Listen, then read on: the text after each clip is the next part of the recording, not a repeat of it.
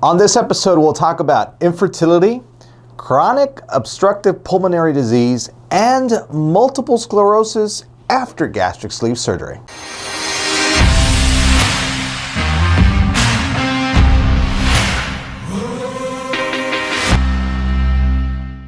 Hello everyone, I'm Dr. Alvarez with Endobariatric.com and welcome to episode 232 of the Ask Dr. A show. Thank you so much for joining us, and if you're new to the show, I want to welcome you and invite you to send me your questions if you're into investigating or researching gastric sleeve content or answers or weight loss surgery. You are welcome to do so, and there's one way to do this, that is using the hashtag AskDrA throughout social media. Be sure to use the hashtag, otherwise we can't get to those questions. And we'll add them here to the list. I'll be more than happy to answer them for you. Also wanted to invite you to subscribe to our channel if you're into this type of content.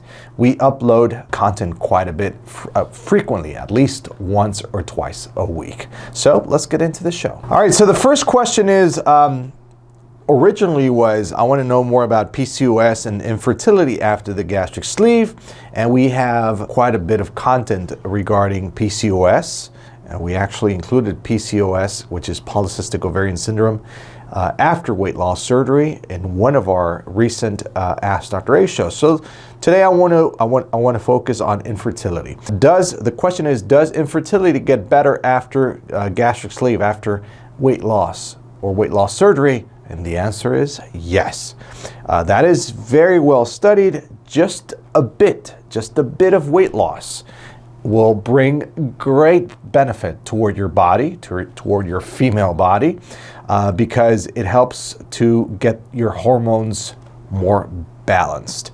So I always tell my patients that are sent or referred to me because of infertility, they're sent over to me by their OBGYNs because they've had several infertility treatments with no success, and they've tried for years, and they come to me and I tell them, you just had surgery, please be very careful. I don't want a pregnancy in the first 12 months at least. And they look at me like, what are you talking about? We've tried for years. We just can't, And sure enough, they come knocking on my door 3 to 4 months after. Guess what? We're pregnant, Now what do we do?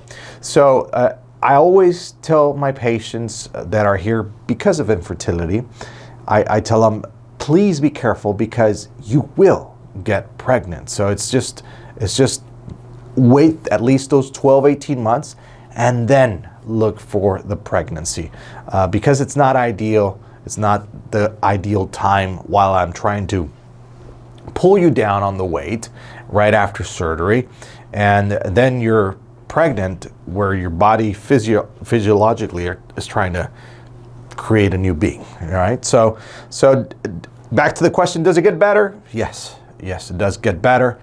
We get a lot of patients because of this. Second question is chronic obstructive pulmonary disease. All right, that is something smokers know of. They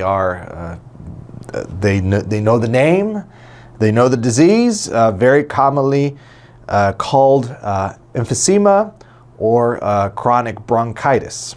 And the question is, does it get better after weight loss surgery?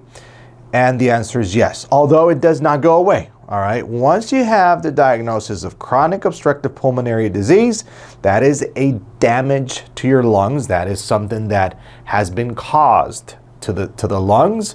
Has no relationship once you lose weight. All right, but studies have shown that the COPD, chronic obstructive pulmonary disease, those patients will visit the hospital way less medications, less hospital visits, less doctor's visits, because just by losing weight, a lot of weight, your inflammation in your body, the whole body, your inflammation lowers, and as includes the inflammation in your lungs. So symptoms get better, although again, COPD will not go away, but it does get better. And the last question is, I want to know if multiple sclerosis gets better after weight loss or gastric sleeve, and the answer is no. It has no link whatsoever.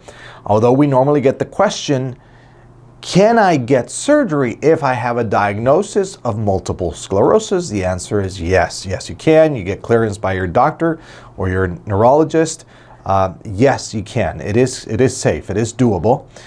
But to say that it's going to get better, no, it has no direct link. All right, so there you have it. That is it for episode 232 of the Ask Dr. A show. Hey, send me your questions. Don't forget, use the hashtag AskDrA.